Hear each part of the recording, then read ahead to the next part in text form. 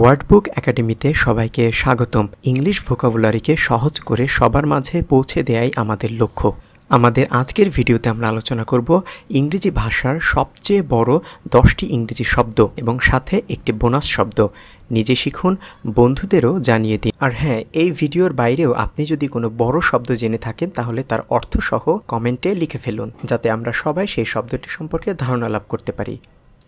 Number 10 number 10-এ রয়েছে আমাদের দুটি শব্দ। প্রথম শব্দটি হলো টিএসকে। এর অর্থ হলো অনুমতি না দেওয়া, ডিসঅ্যাপ্রুভাল। অর্থাৎ আমরা যদি কাউকে কোনো কিছু করতে অনুমতি না দিই তাহলে সেখানে ইংরেজিতে টিএসকে এই শব্দগুলো ব্যবহার করা হয়। এটা এক ধরনের প্রচলন যে কোনো কিছুকে রিজেক্ট করার জন্য। এর পরের শব্দটি রয়েছে RHYTHM, রিদম শব্দের অর্থ ছন্দ বা তাল। হয়তো অনেকে ভাবছেন 6টি করে বর্ণ থাকা এই শব্দ দুটোকে আমি কেন সবচেয়ে বড় শব্দের তালিকায় রাখলাম। নিচে দেখুন সেটি লেখা আছে। ভাওয়েল ছাড়া সবচেয়ে বড় দুইটি শব্দ হলো টিএসকে এবং রিদম।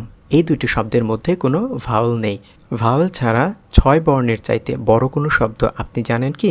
জানলে নিচে কমেন্ট করুন। এবার নাম্বার 9-এ যে শব্দটি রয়েছে সেটির উচ্চারণ হলো UY। শব্দটি স্পেলিংটা দেখুন, EUOUAE। আমরা যে শব্দের মাঝখানে ডটগুলো ব্যবহার করেছি এগুলো শব্দগুলোকে উচ্চারণ করার সুবিধার জন্য ব্যবহার করা হয়েছে। এই UY এই শব্দটির মধ্যযুগে সঙ্গীত শাস্ত্রে ব্যবহৃত একটি শব্দ। অর্থাৎ মধ্যযুগে সঙ্গীতে এই ধরনের শব্দ ব্যবহার করা হতো সঙ্গীতের একটি শাস্ত্রকে বোঝানোর জন্য। এই 6টি বর্ণসহ শব্দটি কিভাবে সবচেয়ে বড় শব্দ হলো? সেটি হলো শুধু ভাওয়েল দিয়ে তৈরি সবচেয়ে বড় শব্দ। অর্থাৎ 6টি ভাওয়েল দিয়ে তৈরি এই শব্দটির চাইতে বেশি বড় কোনো শব্দ নেই যেখানে শুধুমাত্র ভাওয়েল ব্যবহার করা হয়েছে। যদি আপনার জানা থাকে তাহলে নিচে কমেন্ট করতে পারেন। এবার নাম্বার 8-এ রয়েছে দুইটি শব্দ। প্রথমটি আমরা অনেকেই শুনেছি হয়তো, আনকপিরাইটেবল শব্দটির অর্থ হলো যার উপর মালিকানা নেই। অর্থাৎ এমন জিনিস যেগুলো মালিকানা ত্যাগ করে দেয়া হয়, যে কেউ এগুলো ব্যবহার করতে পারে, এর উপর কোনো কপিরাইট ক্লেম করা যায় না বা দাবি করা যায় না, সেই জিনিসগুলোকে বলা হয় আনকপিরাইটেবল। দ্বিতীয় শব্দটি উচ্চারণ একটু কষ্টকর, তারপরে দেখো আমরা পাশে সুন্দর করে বাংলায় লিখে দিয়েছি সাবডার্মাটোগ্লিফিক। এই সাবডার্মাটোগ্লিফিক শব্দটির অর্থ হলো দেহের চামড়া বা ত্বক সম্পর্কিত গঠন। অর্থাৎ আমাদের দেহের চামড়া বা ত্বকের যে গঠন রয়েছে এই গঠনেরই এক ধরনের নাম এই সাবডার্মাটোগ্লিফিক। এই দুটি শব্দের কিন্তু একটি বিশেষত্ব রয়েছে, সেটি হলো কোনো বর্ণ রিপিট না করে লেখা সবচেয়ে বড় শব্দ হলো এই দুটো। এখানে কোনো বর্ণের আমরা রিপিট পাবো না। অর্থাৎ এখানে A থেকে Z পর্যন্ত যে বর্ণগুলো ব্যবহার করা হয়েছে সেগুলো মাত্র একবারই ব্যবহার করা হয়েছে। এবার নাম্বার 7, ইনকম্প্রিহেন্সিবিলিটিস। আমরা জানি কম্প্রিহেনশন মানে বোধগম্যতা বা বুঝতে পারার ক্ষমতা, আর ইনকম্প্রিহেন্সিবিলিটিস এর শব্দের অর্থ হলো কোনো বিষয় বুঝতে না পারার ক্ষমতা।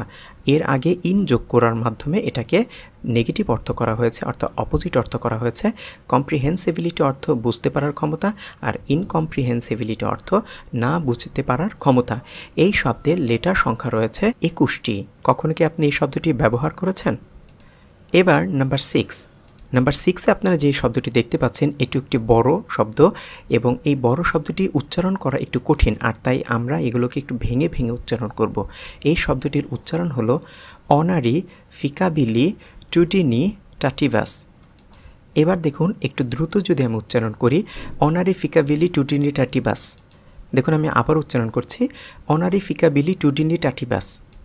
যখনই আপনাদের সামনে এরকম বড় কোনো শব্দ আসবে আপনারা চেষ্টা করবেন শব্দগুলোকে ছোট ছোট অংশে ভাগ করে তারপরে উচ্চারণ করার জন্য। একসাথে যতটুকু উচ্চারণ করা যায় সেটুকু উচ্চারণ করবেন, তারপরে থেমে আরেকটু উচ্চারণ করবেন। এইভাবে থেমে থেমে উচ্চারণ করার পরে একত্রে যখন উচ্চারণ করবেন তখন এটি আপনাদের কাছে অনেক সহজ হয়ে যাবে। তখন এটি আপনি খুব দ্রুতই উচ্চারণ করতে পারবেন। যেমন অনারি ফিকাবিলি টুডিনি টাটিভাস। এই শব্দটির অর্থ হলো বিশাল সম্মান অর্জন করা, অর্থাৎ এমন সম্মান যেটি অনেক বড়, অনেক মহান এবং সেটি অর্জন করা খুবই কষ্টকর।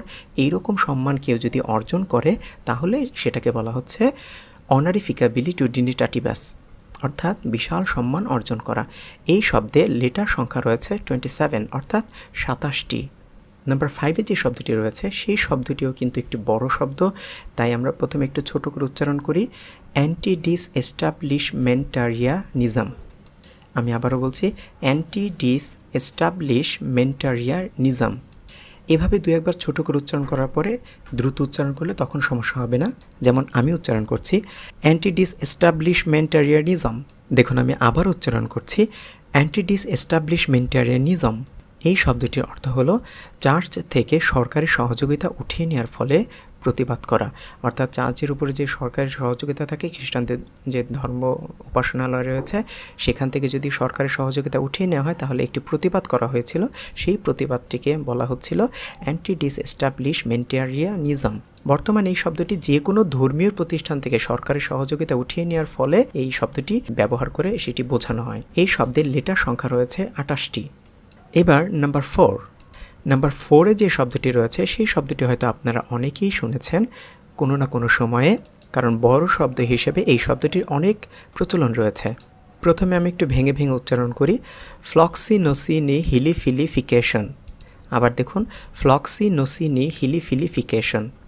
এবার আমি একটু দ্রুত উচ্চারণ করছি, ফ্লক্সিনোসিনি হিলিফিলিফিকেশন। দেখুন আমি আবার উচ্চারণ করছি, ফ্লক্সিনোসিনি হিলিফিলিফিকেশন। এই শব্দটির অর্থ হলো সবাইকে অযোগ্য মনে করার প্রবণতা।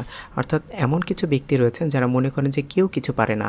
এই মানসিকতাটাকে বলা হচ্ছে ফ্লক্সিনোসিনি হিলিফিলিফিকেশন। এই শব্দের লেটার সংখ্যা রয়েছে 29 অর্থাৎ 29টি। নাম্বার 3, এখানে যে শব্দটি রয়েছে সেটিও একটি বড় শব্দ, তাই আমি প্রথমে একটু ভেঙে উচ্চারণ করছি, সিউডো হাইপো প্যারাথিরোইডিজম। দেখুন আমি আবার উচ্চারণ করছি, সিউডো হাইপো প্যারাথিরোইডিজম। এবার একটু তাড়াতাড়ি উচ্চারণ করছি, সিউডো হাইপো প্যারাথিরোইডিজম। দেখুন আমি আবার উচ্চারণ করছি, সিউডো হাইপো প্যারাথিরোইডিজম। এই শব্দটি একটি রোগ যা শরীরে ক্যালসিয়াম কমিয়ে দেয় এবং ফসফেটকে বাড়িয়ে দেয়। অর্থাৎ শরীরে ক্যালসিয়াম কমে গেলে এবং ফসফেট বেড়ে গেলে এক ধরনের রোগ তৈরি হয়। সেই রোগেরই একটি নাম হলো সিউডো হাইপো প্যারাথিরোইডিজম। এই শব্দে লেটার সংখ্যা বা বর্ণ সংখ্যা রয়েছে মোট 30টি। চিন্তা করতে পারেন 30টি বর্ণ দিয়ে একটি শব্দ তৈরি হয়েছে। এবার নাম্বার 2, এই শব্দটি আসলে এতই বড় এক লাইনে লেখা খুবই কষ্ট হয়েছে আমার, তারপরেও আমি চেষ্টা করেছি ছোট করে এক লাইনে লেখার জন্য।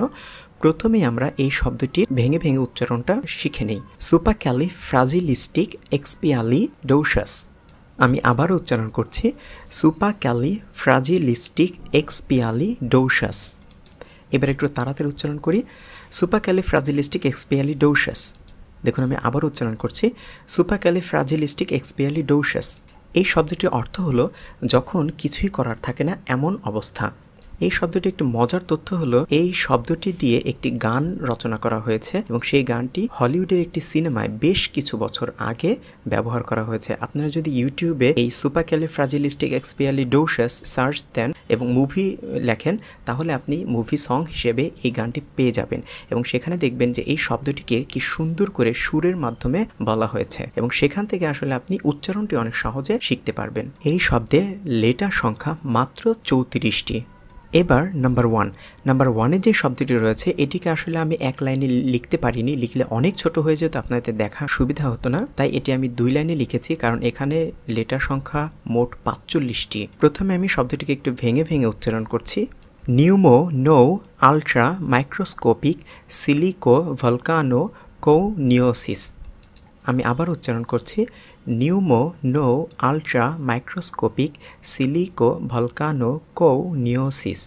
এবার দেখুন তাড়াতাড়ি যদি আমি উচ্চারণ করি তাহলে এমন হয়, pneumonoultramicroscopicsilicovolcanoconiosis. দেখুন আমি আবার উচ্চারণ করছি, pneumonoultramicroscopicsilicovolcanoconiosis. এই শব্দটি অর্থ হলো শ্বাস প্রশ্বাসজনিত একটি ফুসফুসের রোগ। ফুসফুসের যত ধরনের রোগ হয় তার মধ্যে একটি রোগ হলো শ্বাস প্রশ্বাসজনিত এক ধরনের রোগ। সে ধরনের একটি রোগের নাম হলো এই pneumonoultramicroscopicsilicovolcanoconiosis. উচ্চারণ করতে গিয়ে ছোটদের দাঁত ভাঙার উপক্রম হবে। এবার রয়েছে আপনাদের জন্য বোনাস শব্দ। আমি আন্তরিকভাবে দুঃখিত যে আপনাদেরকে বোনাস একটি শব্দ দেওয়ার কথা বলেও আমি আসলে শব্দটি এখানে লিখতে পারছি না। শব্দটি আমি কেন লিখতে পারছি না চলুন সেই কারণগুলো আগে জেনে নিই। শব্দটি লিখতে না পারার কারণ এটি একটি রাসায়নিক পদার্থের নাম এর মধ্যে বর্ণ সংখ্যা রয়েছে মাত্র 1,89,819টি। এটি লিখতে কাগজের দরকার পড়বে প্রায় 57 পৃষ্ঠা, এবং এটি যদি কেউ উচ্চারণ করতে চায় তাহলে সময় লাগবে 3 ঘন্টারও বেশি। ইউটিউবে একজন ভদ্রলোক ছিলেন যিনি এই শব্দটিকে উচ্চারণ করেছিলেন, এবং তিনি উচ্চারণ করতে গিয়ে যে ভিডিওটি রেকর্ড করেছিলেন সেটি 3 ঘন্টার চাইতেও বেশি সময় হয়েছে। তাই কেউ যদি 3 ঘন্টার চাইতেও বেশি সময় নিয়ে বসে থাকতে চান তাহলে ইউটিউব থেকে সেই ভিডিওটি আপনারা দেখতে পারেন। এবার আশা করি বুঝতে পেরেছেন যে কেন আমি সবচেয়ে বড় শব্দটি এখানে লিখিনি। এই ছিল আমাদের আজকের ভিডিও। ভালো লাগলে লাইক ও শেয়ার করুন। আরও ভিডিও পেতে ওয়ার্ডবুক একাডেমি চ্যানেলটি সাবস্ক্রাইব করুন, মতামত জানিয়ে কমেন্ট করুন। আবার দেখা হবে অন্য কোনো দিন অন্য কোনো ভিডিওতে। ততদিন পর্যন্ত ভালো থাকবেন। আল্লাহ হাফেজ।